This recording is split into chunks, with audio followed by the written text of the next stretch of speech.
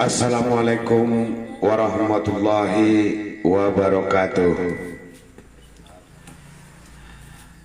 Pemirsa yang budiman, baik yang ada di panggung ngopi ngobrol Pelume Tinggi Ampera Berulubis kilometer 1 Pasir Pangarayan Kabupaten Rokan Hulu Provinsi Riau, maupun para pemirsa yang lagi online, lagi live di media sosial, baik itu Facebook, TikTok, YouTube, dan media sosial lainnya. Malam ini kita kembali bergabung dalam forum ngopi ngobrol Pelume Tinggi dengan tema yang cukup bagus untuk kita analisa dan kita bahas, yaitu Tahun Baru Islam. Para pemirsa dan penonton yang dimuliakan Allah, kita menyadari bahwa sekitar 1445 tahun yang lalu lahirlah seorang nabi atau seorang hamba yang dimuliakan Allah, yaitu Muhammad Sallallahu Alaihi Wasallam, yang pada saat itu Nabi berhijrah dari Madinah ke Mekah, yang tepatnya pada bulan Muharram. Disitulah diawali dengan namanya bulan Hijriah. Hari ini para pemirsa dan penonton yang dimuliakan Allah, kita telah bergabung dengan narasumber kita, Ramlan Lubis SAG, yang menjadi narasumber kita. Apa sebenarnya substansi dari Tahun Baru Islam itu? Selamat malam Pak Ramlan. Assalamualaikum. Apa sebenarnya substansi dari Tahun Baru Islam itu atau tahun Hijriah itu? Nanti akan dipaparkan oleh Pak Ramlan. Sekali lagi kami himbau kepada para pemirsa dan penonton, kami dari manajemen Ngobrol Pelume Tinggi yang dipimpin oleh Haji Sarkawi, panelis saya sendiri Raja Palutarambe, dan hostnya Ade Irwan Udayana, dan kru Ustami Nasution dan Ramlan Lubis, berharap masukan serta kritikan saran sehingga acara ini di hari-hari depan tetap sukses dan mantap selalu. Pak Ustadz, mohon dijelaskan dulu tadi apa sebenarnya substansi dari Tahun Baru Islam itu.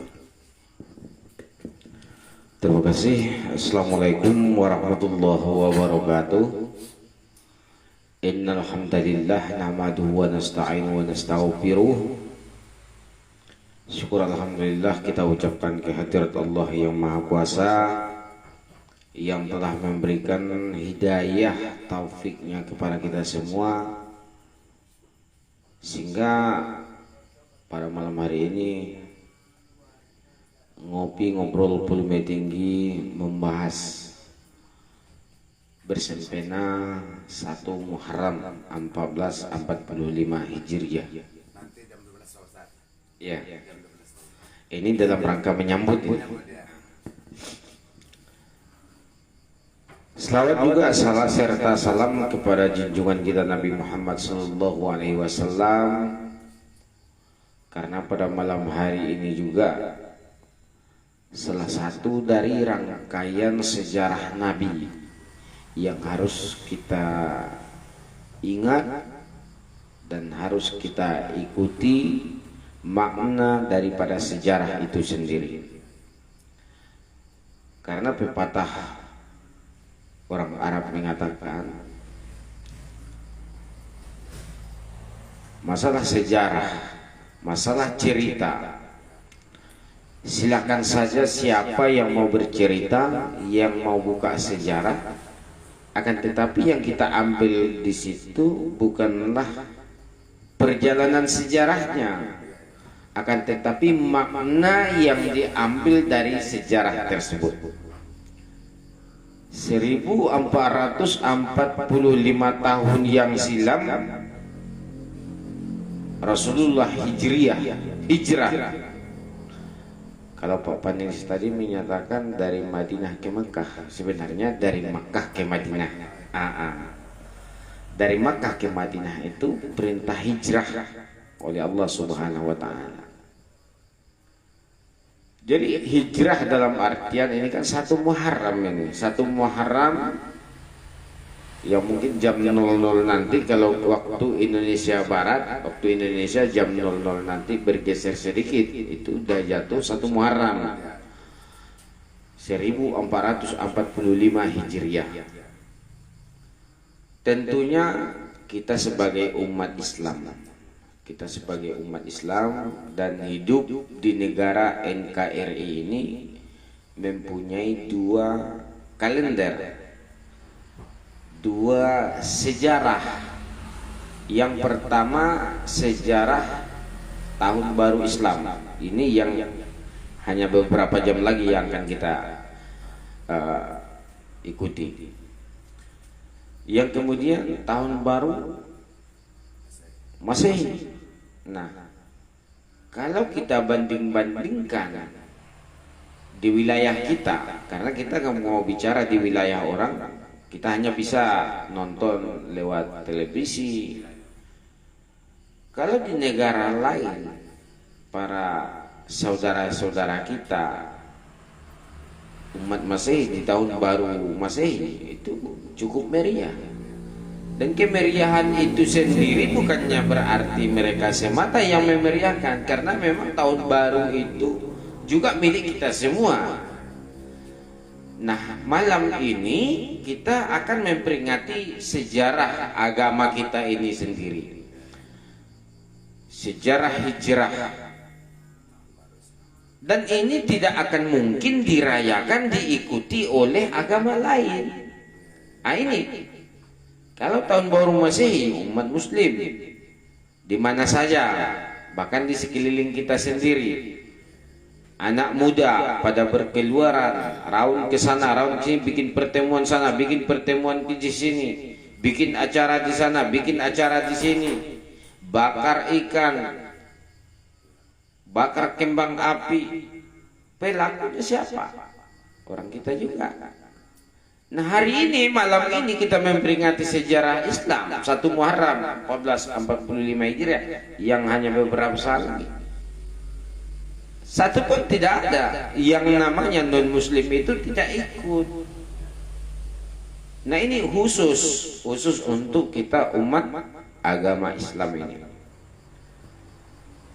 Ini sangat kita sayangkan, namun ini adalah tugas kita bersama. Bagaimana menyadarkan generasi-generasi muda tentang akidah Islam itu sendiri. Makanya beberapa kali para ustadz berceramah, seorang ayah yang alim nantinya bakal masuk neraka dikarenakan seorang anak yang ingkar ataupun yang lalim terhadap agama itu sendiri. Penyebabnya apa? Penyebabnya karena orang tua tadi tidak memberikan petunjuk arahan ataupun pendidikan-pendidikan agama terhadap anaknya. Makanya kata Rasulullah, tidak sedikit para haji, tidak sedikit para dermawan, tidak sedikit para mereka yang taat beribadah, puasa, bayar zakat, sholatnya, kan tetapi nanti dia yaumil mahsyar dia kelak akan masuk neraka. Dikarenakan ya itu tadi. Makanya kalau kita lihat hari ini tahun baru Masehi, saudara-saudara kita seagama satu keyakinan ikut memeriahkan, lebih meriah lagi. Tapi kalau malam ini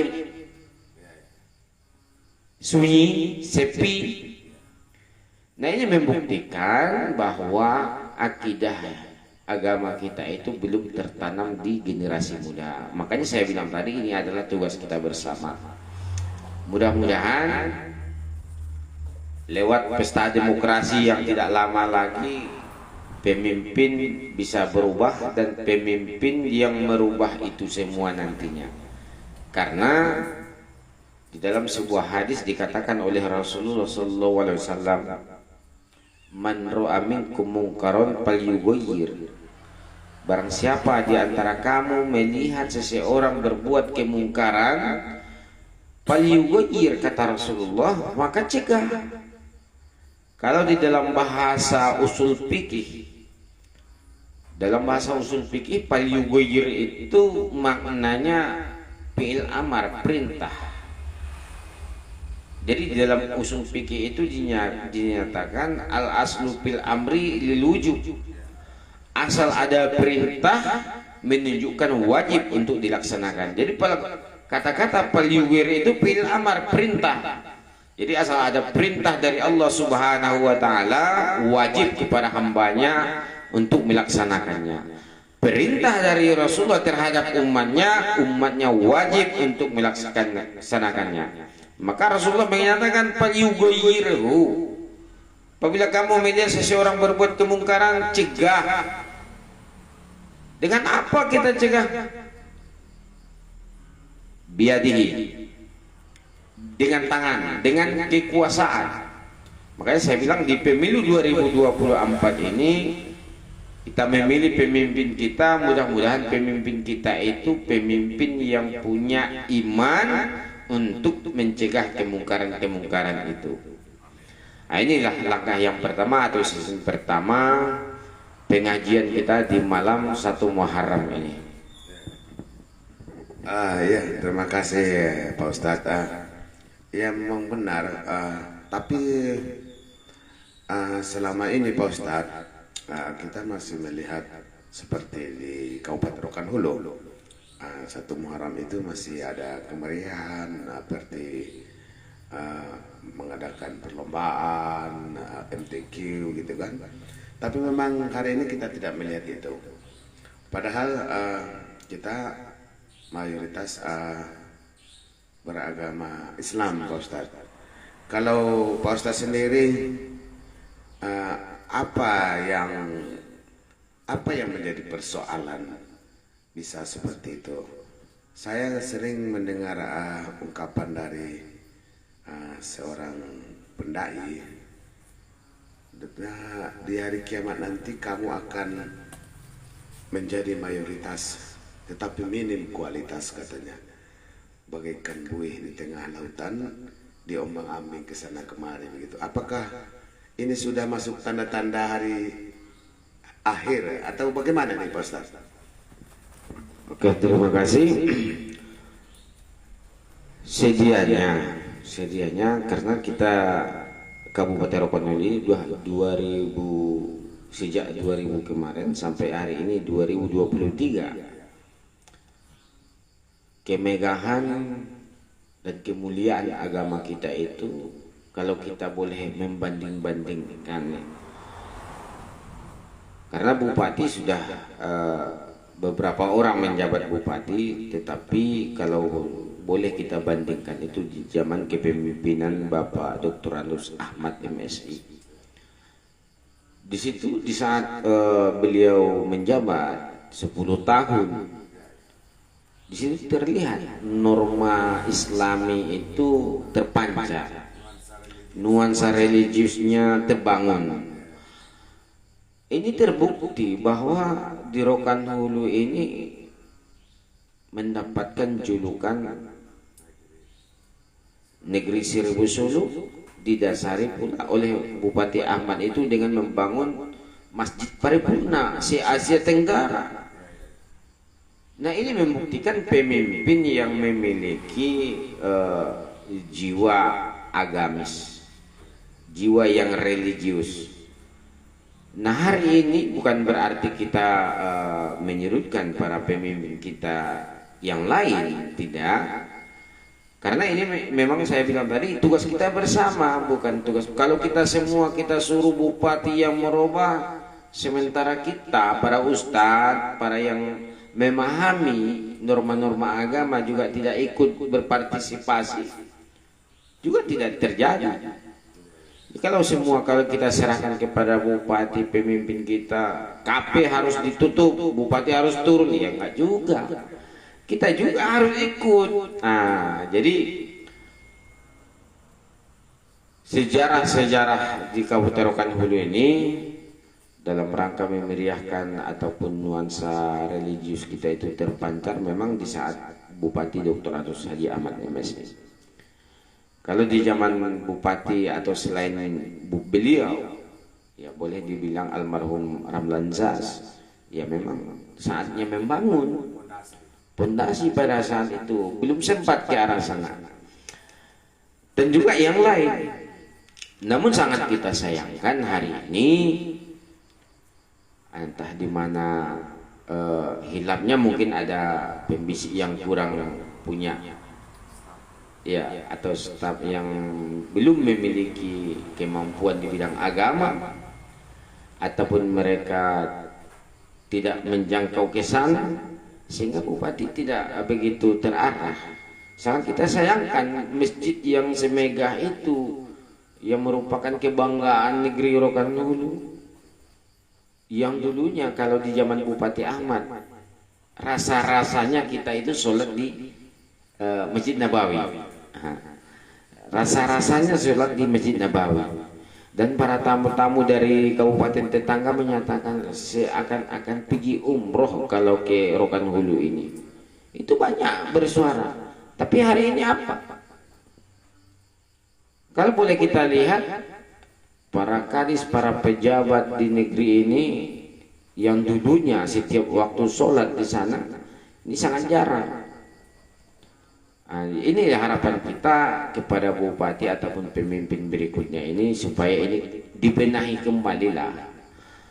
Karena julukan negeri Seribu Suluk itu identik dengan Masjid Paripurna, Masjid Islamic Center Kabupaten Rokan Hulu termegah se-Asia Tenggara. Ini jangan kita sia-siakan. Ratusan miliar uang rakyat ditimpahkan ke sana. Hari ini kalau kita melihat itu sangat menyedihkan lah.